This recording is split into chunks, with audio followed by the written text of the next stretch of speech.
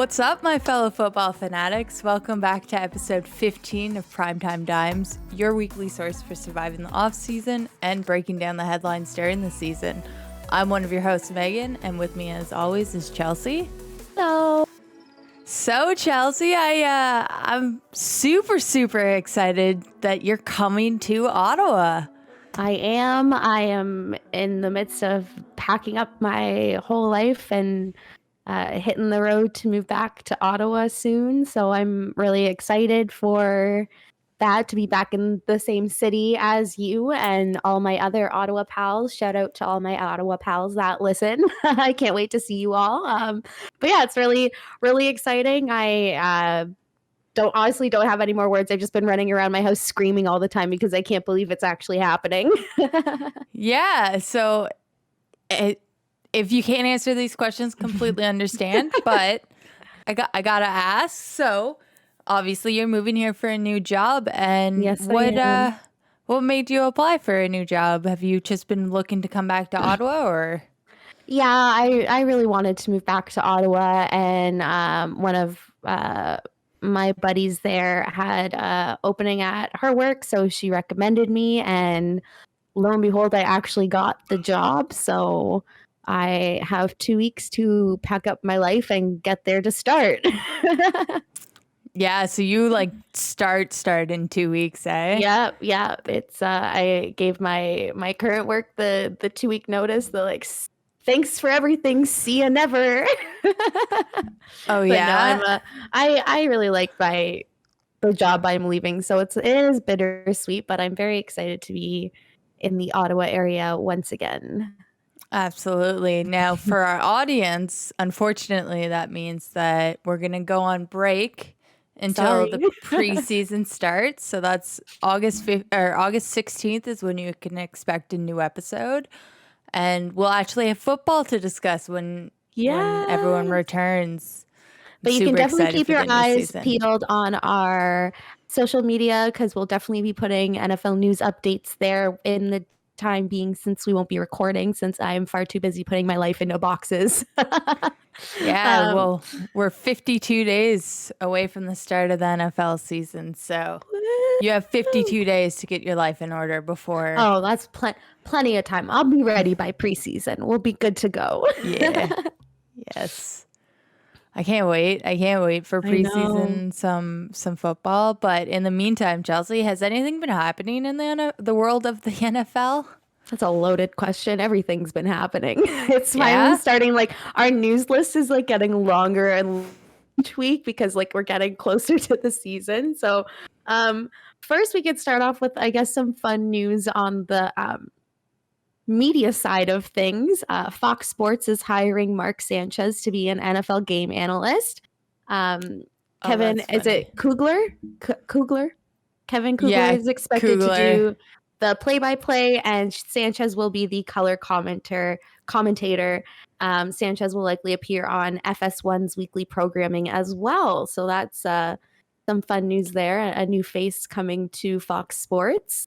Yeah, and for those who don't know who Mark Sanchez is, because he was kind of forgettable, but he played quarterback in the NFL, and similar to, I think they're hoping for a Tony Romo type glow up, right? Mark Sanchez. I love Tony Romo when he announces. Exactly, and a lot of people do. He's friggin' fascinating to listen to, but at the heart of it, it's just he used to play quarterback, so he knows what these plays are going to be based off of the scheme. And Mark Sanchez is going to be the exact same way. Maybe not as, personable or intriguing as a Tony Romo. I think it's going to be a phenomenal show he puts on, and good on Fox. But for those of you who might not remember but have definitely watched NFL for a long time, Mark Sanchez is the butt fumble guy from 2008. Literally, he fumbled the ball into on his butt. It was just funny as heck. Someone look up, I promise you it's worth looking up on YouTube. Mark Sanchez butt fumble. It's playing in my head now. Yeah. And then more commentator news. We got news today, the day that we were recording, that Peyton and Eli Manning are going to be headlining alternate Monday Night Football broadcasts. And I believe that's supposed to be for the next 3 seasons. So I know you maybe not be a fan of that, but I'm a fan of that. I cannot wait to hear what Peyton Manning has to say. I know. Especially if he has to talk about Tom Brady. Like, I can't wait for that. Like, I couldn't give 2 shits what Eli Manning says at all. Like, just in general, I do not care for his opinion. That definitely stems from him beating the Patriots in 2 Super Bowls. Love to see it. He can just quietly shut up. But like Peyton Manning, I can't wait to hear his insight. He's gonna be better than even Tony Romo, because like Peyton Manning definitely was one of the best quarterbacks to have played quarterback. Yeah. I kind of wish they were doing it together, like a little brother duo. But I'm happy that it's like alternating, because now we'll get to see like them on their own. And I don't know why I have a feeling like Peyton's gonna do a bit better than Eli. I don't know if they'll make it like a competition or something, but I think it's gonna be fun to see the 2 of them flip-flopping each Monday.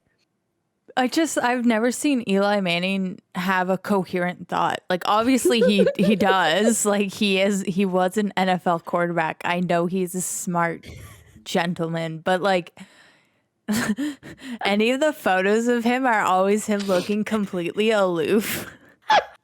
And so I'm like just picturing him being like, wait, I'm not retired anymore? What are you talking about?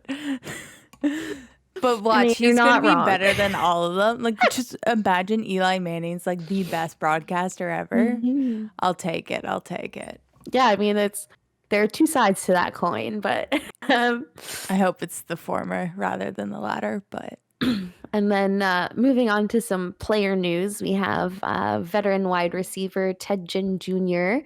has announced he's retiring from the NFL after 14 seasons. He was the former number 9 pick overall for the Dolphins, and then played for the 49ers, Panthers, Cardinals, Saints, and Bears. So that's quite the resume he's racked up with the 14 seasons. Yeah, it's sad to see him go. He was very dynamic. He's probably better known for his time on the Saints. He was a solid option for Drew Brees. Definitely made some catches in the playoffs, so you should recognize his name. But he was always like a WR2. Like, he never really lived up to his full potential. Yeah, that's tough to see, but 14 seasons, that's a pretty long run in my opinion. So I think I don't know if it was, I can't say maybe if it was his time, or if this was a cap issue, or he announced he was retiring, so he decided this. It was just time for him, unfortunately. I think probably nagging injuries and stuff. Maybe we'll see him come back as a tight end, because that seems to be the trend. I don't think he's big enough. No. But yeah, in more player updates, the NFL has suspended the Saints defensive tackle. I'm going to screw up his last name. Do you know how to say it? I think it's Onyemata. David Onyemata. He is suspended for the first 6 games of the regular season for violating the league's substance abuse policy. The Saints have already lost Sheldon Rankins and Malcolm Brown this offseason, and now they're losing this defensive tackle as he's being suspended. He had 6.5 sacks last season, so I think that's not a good thing for the Saints to be losing him for the first 6 games. I mean, at least it's not the whole season, but this should be whole season. We will probably get into this inevitably on some of the future episodes, but like, I've never understood how and I will say this saying that I understand Brady was incorrect, so like, I'm not on Brady's side here, but how is deflating footballs, which is classified as integrity of the game, right, get you 6 games? So he's getting the same punishment. A PED, a performance-enhancing drug, or a substance abuse gets the same. It's like, I don't see those as two same things. Like, one, you're literally chemically altering your body. Sorry, one, like, I can't remember if it was Rankins or Brown. One of those two got the PEDs. That's why I brought up PEDs as well as substance abuse. It's like, how are things where you're putting something into your body classified as letting air out of a ball? Yeah, I don't see how I don't know how they justified that 6 games was enough. I agree. I think it should be a full season. I'm not clear on what like the actual, I don't know if they have like set rules for like if you do have substance abuse or performance enhancing drugs, like if they have a set penalty for it or if it's just case by case. So I'm not too sure what went into their decision to only suspend him for 6 games. But I hope that he gets clean because I think that the Saints are going to need him. Yeah, it's unfortunate to see, though. But on later news, we have Todd Gurley signed a 1-year deal with the Baltimore Ravens. So he'll be there for a year. Do you think he'll stay longer? No, not at all. I think we've unfortunately seen that running backs are expendable and are replaceable. And if you can't do, rack up 1,000 yards plus doing X, Y, and Z, like there's so much asked of running backs these days. Like, look at Christian McCaffrey over at the Panthers, or even James White with the Patriots, or for you guys, you had who was in your backfield doing the jet sweeps? Normally it's Hill, unfortunately, but like it's Watkins? You have to be so dynamic as a running back these days. Oh, sorry, Watkins was a wide receiver. I take that back. Yeah, I forget who it was for you guys. It might be Hunt from way back when. But ultimately, like, the whole point is I don't think Hunt or Williams. That's the only two I can think of. I don't think Gurley is dynamic enough anymore, unfortunately. Yeah. It's weird to see him on, like, I don't know, maybe heading out, because like a few years ago he was like everyone's number one pick in fantasy league. So it's hard for me to like believe that this is like it's coming to the end for him. But like at the same time, I understand that running backs are becoming expendable. The young players are taking up a lot of the roles now, and it looks like that's how it's going to be. Yeah, and I just double checked. It is actually Onyemata who was suspended for PEDs. He was the one who had a PEDs violation, performance enhancing drug. Sorry, I thought it was him. Anyways. But yeah, some franchise tag news. So there were no long-term deals for 6 franchise tagged players. The Bucs wide receiver Chris Godwin, the Jets safety Marcus May, the Bears wide receiver Allen Robinson, and the Jaguars, what does T stand for? Tackle? Yep, tackle. The tackle Cam Robinson. Safety. Jaguars had Cam Robinson, Bradford Sheriff. Washington football guard Brandon Sheriff. Oh, that's what WFT stands for. Yeah. Yes. I keep forgetting that they're still like just the Washington football team. I'm like looking at it like, is this a new position for the Jags? Yeah, what a Monday. Sorry. So the Washington football team's guard, Brandon, how do you say his last name? Sheriff? Yeah, Sheriff. And the Saints safety Marcus Williams. So all of those they're still franchise tagged, but they did not sign for a long-term deal for the franchise tag. And then Taylor Moton got a deal in Carolina. Yes. The rest of the players on that list will play on tag and free agency next year. Yeah. So only one of the 7 players ultimately signed a long-term deal, and all the other players will be free agents, which was expected from Chris Godwin and Allen Robinson. I would love Allen Robinson to come to the Patriots, or Chris Godwin, but he wants money. Anytime someone becomes available, you're like, I would just love for this person to come to the Patriots. Yeah, I mean, wouldn't you want them coming to the Chiefs? I mean, yes and no. I think it's just a matter of like, would I want this player? Yes. Do we need this player? No. So I think that's... You guys might need No, you wouldn't need Godwin. You would No. need Allen. You would want Robinson because he runs the... Yeah. Anyways. But yes. But I guess some more serious news that has come out in the past week or so.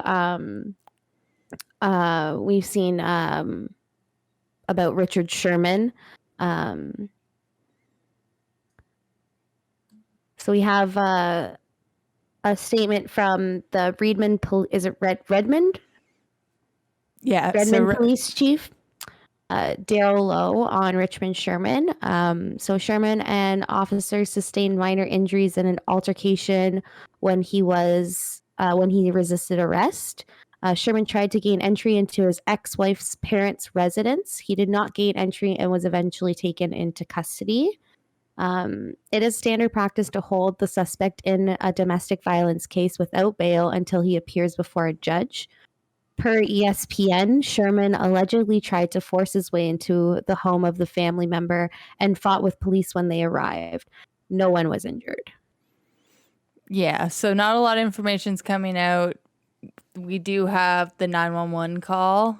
And the video was so scary because that man is pretty powerful on the field. Imagine him trying to ram through a front door. I'm actually kind of surprised he wasn't able to break it down. They must have been deadbolted or something, but it was crazy to see. Like, he was, I guess, intoxicated, like just ramming the door of this relative's house. So it was very, very scary to watch. Yeah, it was really, really sad to see. Unfortunately, free agency doesn't seem to be treating him too well, and he has readily admitted he has demons in his past, so he has some things he has to figure out, and hopefully he gets his house in order, so to speak, and is okay, because there's more to life than just football. Yeah, I guess the big question here is, will we see him play this season after this altercation? Yeah, I mean, he'll only get 4 games. 4 to 6 games. Whatever the standard practice that was set from Elliott and Hunt and Hill. Yeah. Like, there's a lot of unfortunately, a lot of documented cases of NFL players doing something physically to another individual that they shouldn't have been touching.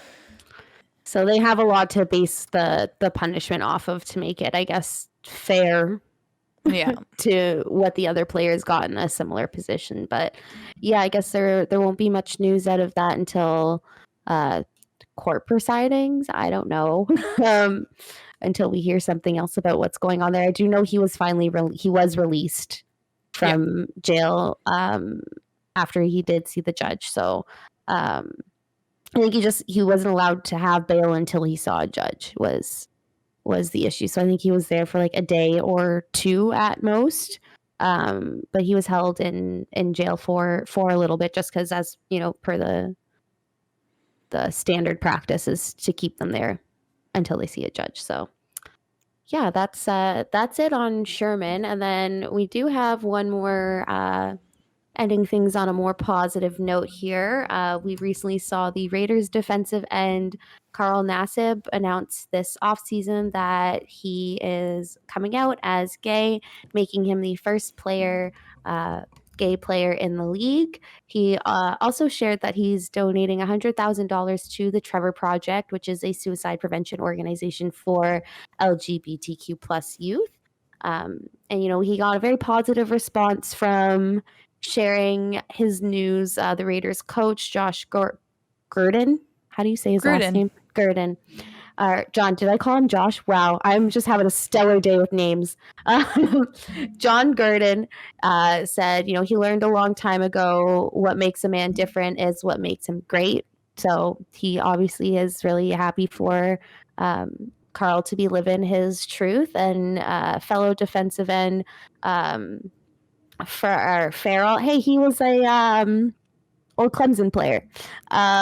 Anyways, I think he went to Twitter or commented on the post. He said, that's my brother. We got his back 100%. This year will be special. So it's really nice to see that, everyone really rally around him to support him in his decision to, be living his truth. So that's really cool about Nassib coming out and actually being loud and vocal. And it leads us right into a conversation where we were able to have Khalid on to discuss coaching diversity in the NFL. So why don't we check out what he had to say? All right. Well, we got a special guest here on our show today, Khalid. And first off, welcome to the show. And why don't you tell us just a little bit about yourself? Absolutely. My name's Khalid. I've been a Patriots fan since 2004, so come at me. I've been here for a long time. Yes. And I'm still around. Always. You gotta stay true, not jumping ship. No. I work in content right now, and I spend almost every Sunday I can sitting on the couch watching NFL Red Zone. So love talking football, love talking sports, and I'm looking forward to talking about some NFL news today. Yeah, so before jumping right into what our topic is today, let's talk a little bit more about this Patriots fandom we've got going on here. So No, don't worry. It's not as like, woe is Patriot land and like all ooey gooey over the Patriots. It's more like, Khalid, you mentioned right off the bat, you're like, I've been a fan since 2004, come at me. So you feel that pressure as well to announce like you were here before or during the first part of the dynasty, the first 3 Super Bowls, right? I've been a Pats fan, and it's a good story. So I'll start off by telling this one. My whole family is Bills fans. Oh, Constantly yes. Bills oh fans. no. So I'm 3 years old, and my dad and my aunt are babysitting me, and they'll put on the Bills game on a Sunday and put me in my crib, and that's my whole Sunday. So I've really been watching Sunday NFL football since the day I was born.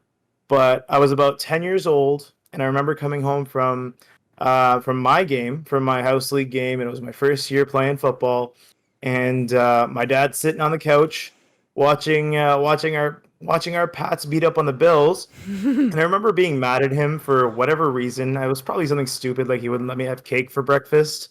But I was just mad at him, and I figured the best way to get back at him would to be to root for the Pats. And I liked the color scheme, and this guy Brady, whatever his name was kicking ass and taking names. And my dad was. I've been a Pats fan since. Yeah, it's always funny seeing Bills Mafia get mad at Patriots fans. Like the only time I got to see Brady play live was going down to New Era, so going to Buffalo.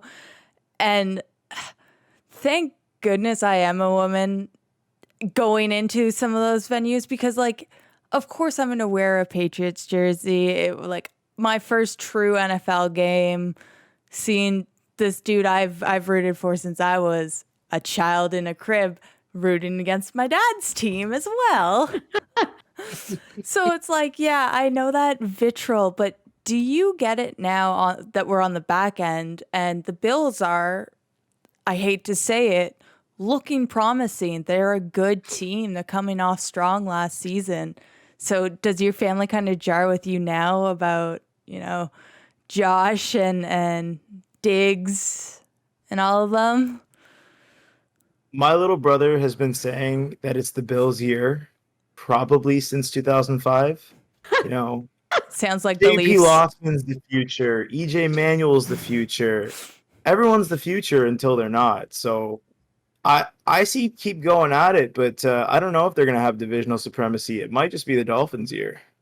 Oh, yeah. Ooh, that would I be. don't know. That's a bold prediction. I'd be okay with That Tua that. kid is that Tua kid is something special. He's He strong, is. So man.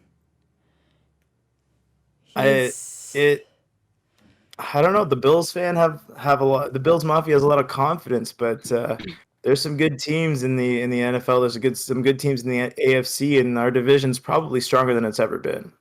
Yeah, So I'm sick of this nonsense that is the AFC East. It's the weakest conference in football. I'm like, I'm sorry, I don't recall my team ever getting through with 8-8 records. Like that, the exactly. Cowboys, the Eagles, like, yes, I'll take that the Eagles beat the Patriots. Fine, you can continue throwing that in my face. Oh, You still have these teams flying through at 500, and you're like, okay, but we're the easiest division in football. Yeah, for sure, for sure. It's not, Absolutely. some of the most difficult games on the schedule is to play in Buffalo, New England, and Miami. Yeah. Yeah. No, Toughest games in football. I'll never say I'm scared of going into Miami, but or Jets, It's granted. uh, everyone's loves going to New York. It's a free win every time you go. Yeah, but actually that's a great segue into our topic of coaching diversity because like their new hire, everyone was saying like you'd read reports from New York saying, "Oh, it's just a diversity hire. Oh, he's ready for the job," but really it's diversity. It's like, no, I think so. Like I think he's got a plan. I'm looking forward to coach. Anyone Yeah, I think people tend to forget that Robert Saleh was probably the reason that the Niners were a contender, right? That absolutely. Niners defense was a force to be reckoned with. And, you know, give credit to the players on the field, but the guy who drew up that game plan, the brain that's responsible for how good that defense is now up in New York, and is going to make our division even tougher, which is fine. But I'm glad Adams um, is gone. Imagine Adams oh still gosh, playing for the Jets. He left too early. Blitzboy would have yeah, Blitzboy would have a time. He'd have Um, tackles it, galore. but the Jet, that Jets team, I have a lot of interest in seeing what happens there because that is one of the most qualified. If you want to call it a diversity hire, that's fine. Call it what you want, but that might be the most qualified diversity hire in the history of the NFL. That dude is ready, and he's a player's coach. All the reports that you see that come out of non-New York-based media are this guy is a player's coach. Guys love playing for him. So if you're going to hire somebody to come in and turn around your franchise, right? And I mean, it's the Jets, so you got to turn it around fast. Um, if you're going to hire a guy to come in and turn around your franchise, the guy that you want is the one that people want to play for, Absolutely. right? We have our Belichicks of the world who are great strategic thinkers, but the guys that guys want to play for, that players want to go and take discounts and play for and play their hearts out for, are player coaches. And Robert Saleh is one of those guys. So yes, sure, call it a diversity hire. Um, but he is prepared and he's a player coach and he's going to make some waves in New York. And I'm really looking hmm forward to what comes out of that organization, as much as it hurts me to say. Yeah, I don't know if this was like a strategic move for the NFL because they can kind of cover their ass and say, well, no, like he is a great coach. This isn't like, yes, we want to be diverse, but this was because he was great. Like they can say that, but I do like I agree with you. Like aside from it, whether it's a diversity hire or not, he is very qualified for the job. Yeah, it's funny because when I read that, I should have taken what down what media outlet had said that. I was like, really? Because this is the first time it's felt like no, they hired like this was the best candidate for the job. Like it felt like it wasn't a diversity hire. It just felt like, okay, we're slowly working towards, and I know there's we're a long way away from like equality or kind of everything what everyone's looking for. It did feel like, oh, are we starting to see like just a little bit chip in the barrier? Are we starting to see someone who you saw it clear as day that he was succeeding as an assistant coach, and someone who in the olden days probably would have kept succeeding as an assistant coach, like wouldn't have had an opportunity to go around and interview, wouldn't have had as many interviews as he had, type thing. And it was like, no, it feels like, hey, okay, this wasn't just a diversity hire. It was this dude's going to change this organization and make this organization better.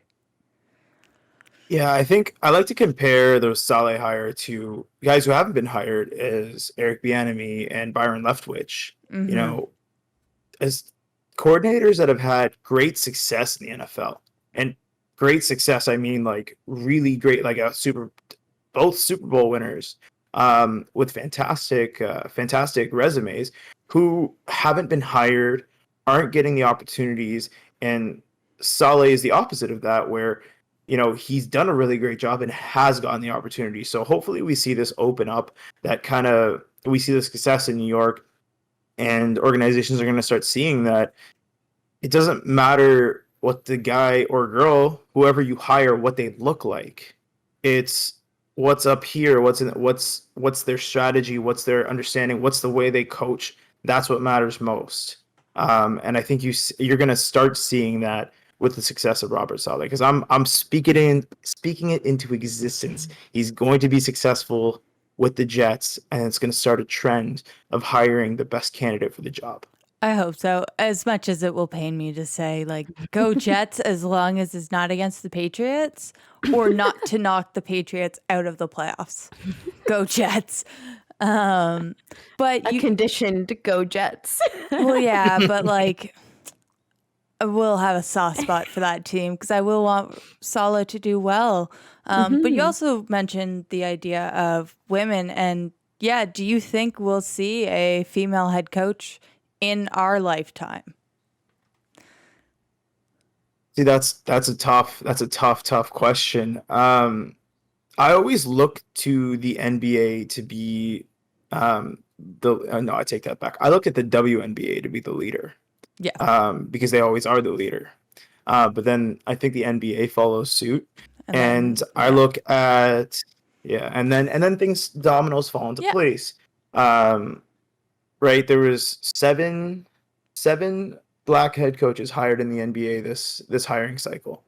And that's great. And then on top of that, one of the candidates who was seriously considered was Becky Hammon out of San Antonio, right? And that's where we're trending. So I see her being a head coach in the NBA soon, hopefully. And again, that's another person who's incredibly qualified. And I think we're going to start seeing women in the NFL getting the opportunities that they deserve based on their qualifications, based on their resumes and their experience. The Super Bowl champion Bucks had 2 women on their staff. Yeah. And they weren't there by accident. They were there because they were the best, most qualified people for those jobs. And that came through with a ring on their finger. The right ring on their finger. That sounded awful, but I hope you know what I meant. Yeah. Yeah, no, it's the Bucks are such a great example of an organization put together by a coach who has a philosophy at heart and is not willing to falter. He consistently tries to hire people that don't normally get hired. He consistently says, if someone looks like me in the room, I'm not in the right room because I've already learned what needs to be learned from someone who looks like me.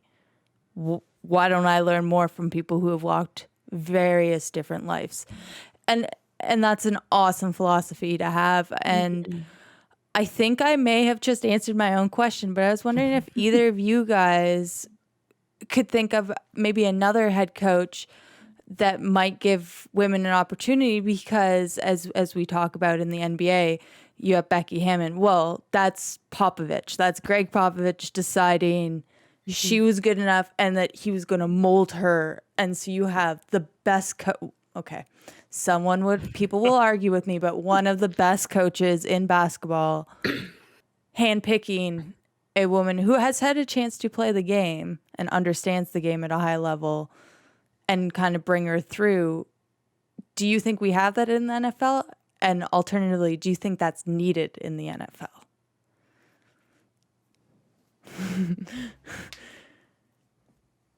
Sorry.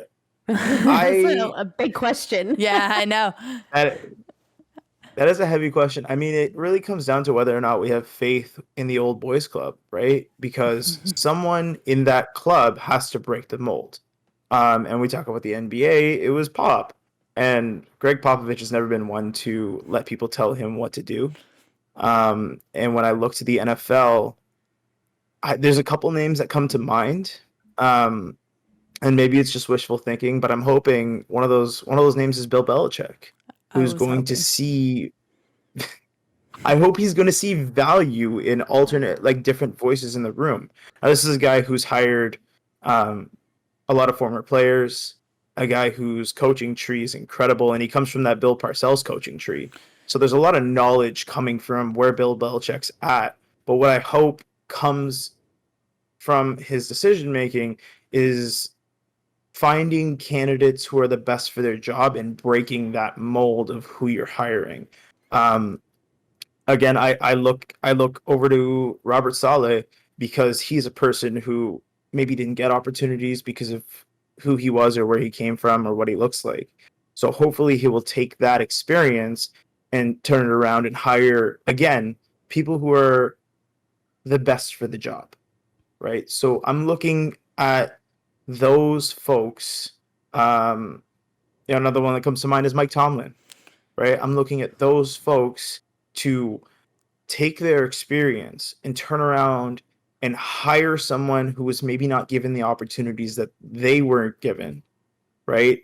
And break that mold so that we can open up those opportunities to people who are deserving. Yeah. So those are the big three that come to mind right now. But I also think about people who are always looking for a competitive advantage. Right? I was thinking of like because it's McVay. I was like, yes. Sean McVay is the young boy who's trying to break into that old boys club, who he might just be quote unquote hip enough to want that. I mean, come on. When I say McVay, y'all know what I'm talking about. You're like, yeah, he could probably use a woman in that room and be happy as hell. And I'm thinking if there's a place to break the mold in terms of just geography, LA might be the place. Yeah. LA might be the place to bring someone in at a high level because you're going to get the fan support. I mean, assuming you're not the Chargers, you're going to get the fan support in the building. So that's McVay's a really good example of someone who has an opportunity to turn around, break that mold, and bring someone in who is deserving of that opportunity. Yeah. What about you, Chelsea? Do you think any coaches you watch or maybe your own team's coach would bring in? Yeah, I mean, I could definitely see Andy Reid potentially bringing in like a female that is qualified onto the staff. Like I don't see any reason why he wouldn't do that. Like he is a pretty like he has like good morals. Like anytime something bad happens with a Kansas City player, like he pretty much gets rid of them. So I could see him doing it. I'm not like too familiar with the head coaching staff across the NFL, but I must say it is nice that like year in and year out, I feel like I'm seeing more and more women as assistant coaches. We saw a woman as a ref. So you can definitely see it happening, which like for the first time it's actually like visible to us that women are participating in the NFL. So I would hope that Andy Reid would be one of the coaches to hop on that. I don't want to say trend, but that for the direction of where the world is going. But I agree with Khalid said. I do think those coaches could, like, I could see it happening there too. Yeah, so I think we've all touched on the fact that while the NFL is doing things, they could probably do things better. Personally, Happening very slowly, I yeah, find. Much slower than other sports, especially when you compare it to the NBA. Yeah. The NBA, and I want to point out again that the gold standard is the WNBA, Yeah. right? That is a league that knows how to push progress, and it's the youngest of the three. So it has less of that entrenched kind of structure and that entrenched kind of the walls, System. the barriers built up, Yes. the system, yeah. Um, so if you're looking for a gold standard of where to turn to, for a league that inspires growth and does an excellent job of pushing the sport forward, it's the WNBA, and then the NBA follows suit. Yeah, the NBA has done a phenomenal job of backing the WNBA. And like at first I thought it felt so fake, but like now at the very beginning, now it's like watching LeBron and Booker and CP3 and all of these guys that are, on various teams in the NBA show up to a LA Sparks game or go to just a random Tuesday night. You'll see on Sports Center the next morning, oh, this NBA player went to the WNBA games. Like they truly throw their support behind the WNBA, and it's been great to see. I personally think it's time probably for more leagues to focus on more than just checking that one box, right? Because it feels like, yeah, we're talking about how a woman refed in the NFL.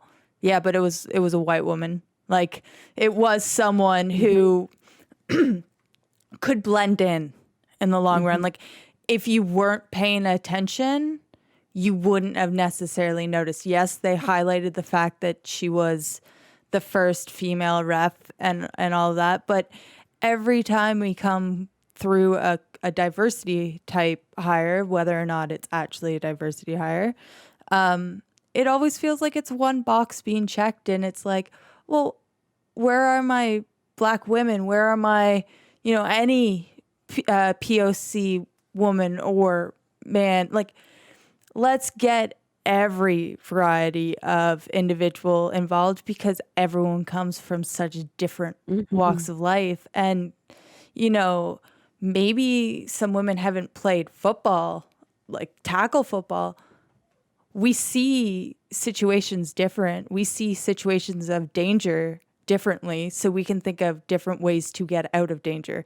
It's all the same principle. If you're doing a run game, okay, you might think this gap's open.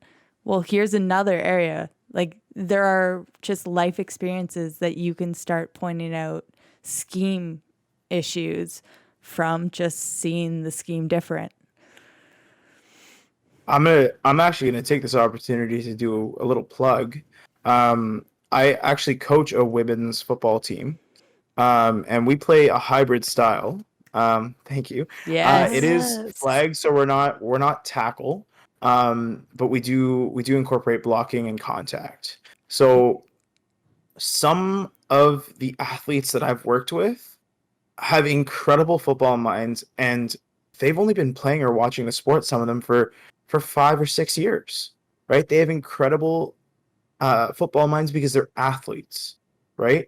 And they're bringing their experience from other sports. They're bringing their experience from other places to the game, and they're seeing things that I don't see because I've been playing for so long in such a style for so long. They're seeing things different than me, right? So bringing in different perspectives into the room, whether it be strength and conditioning coaches who are trained in different areas, but whether it be people who are watching film and coaching, those are great places too. But there's also another piece to that, which is the NFL is a business, right? There is a boardroom behind that football field, and bringing accomplished, intelligent women into those boardrooms is a great way to diversify your organization and bring new perspectives into your organization. And one of the things the NFL has been struggling with is growing their fan base.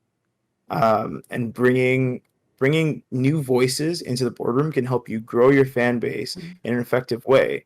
So you see the best organizations in football bringing women not only to executive levels and bring them over from lateral moves, but bringing women and people of color, all types of minorities in at the grassroots level and growing them through the organization. And that's a great way to get diversity and new voices and fresh perspectives in your organization, because it's been too stale for too long. Oh yeah. I don't think I could have said that any better.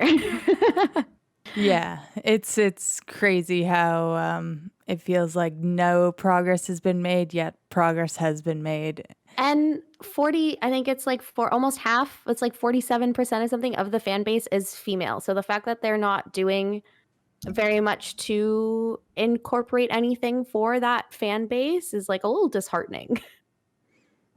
It's just incredibly short-sighted marketing. Like that's half of your market base is female, and you're not doing much to make that grow.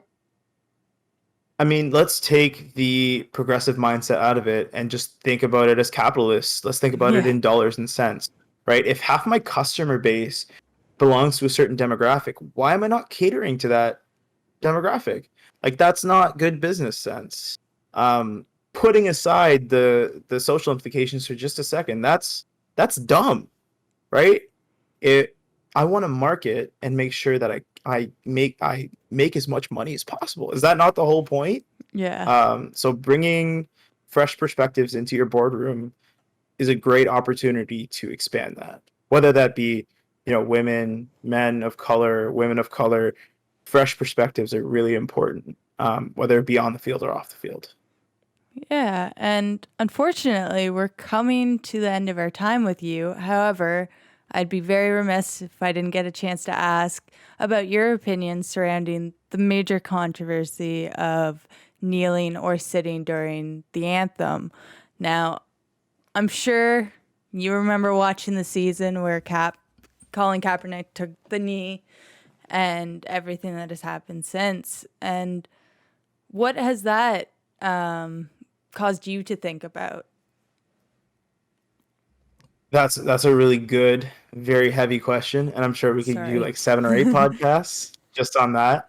I think the reaction showed me how few perspectives are around the NFL and are being heard around the NFL, right? The whole issue was simply misheard by ownership, by media, and by fans. And I commend Colin Kaepernick for what he did. I support anyone who decides they want to kneel during the anthem. I support anyone who decides they want to sit during the anthem. And I support anyone who decides they want to stand during the anthem, because that is your right. But what Colin Kaepernick was trying to bring light to was completely overshadowed by the debate around the anthem, because it had nothing to do with the anthem itself. So if you're out there complaining about the fact that he's disrespecting the anthem, then you're not doing enough reading or listening. So go back, do a little research, and I'm happy to debate anyone who has done that research about the actual thing that Colin wanted to bring light to, which was police brutality against people of color in America. That was what Colin was trying to bring light to. And if you're upset about the fact that he wasn't standing during a song, then we have different things to talk about. Yeah, that was such a absolutely wild scenario to watch play out, because it was just so misconstrued so quickly. And I was just like, okay. But unfortunately, that ends our time with you this week. I'm hoping that you'll come back on sometime during the season, because I gotta have someone that will be in this misery or victorious season as a Patriots fan. Hopefully misery. Hopefully victorious. I'm just really looking forward to a lot of that. I just That's want what I'm one of talking those. Like, my favorite comic book hero is Superman. Like, I've been a Superman fan for years and years, and like, his Sally Bean suit. I'm like, yeah, okay, let's go, let's go. I hope, but Knock on wood. or we get to see Mac Jones, and hopefully he has a cool celebration. Well, those Bama boys are known for their personality for sure. Yeah. But thank you Bama. thank you so very much for coming on and, sharing your perspective. It's always nice to hear from people who have different perspectives and maybe just different life experience than either of us. And I think it was just awesome to hear what you had to say.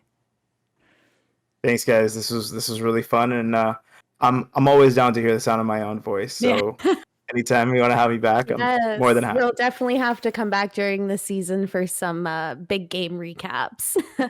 Yes. All right.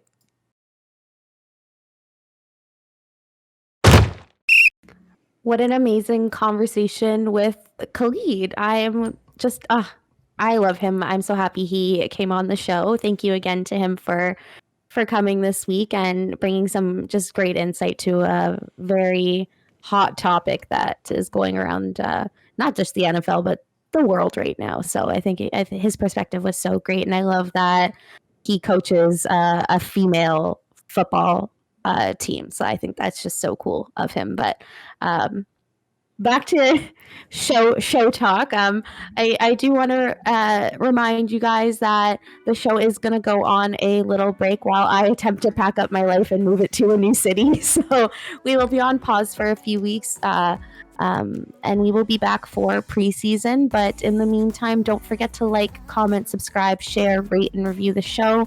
We are available on Spotify and Apple Podcasts. You can watch the show on YouTube, and you can also listen on our website, primetimedimes.com. And we will see you when preseason starts. Bye. Bye, guys. Listen in to Primetime Dimes every Wednesday for your latest on football.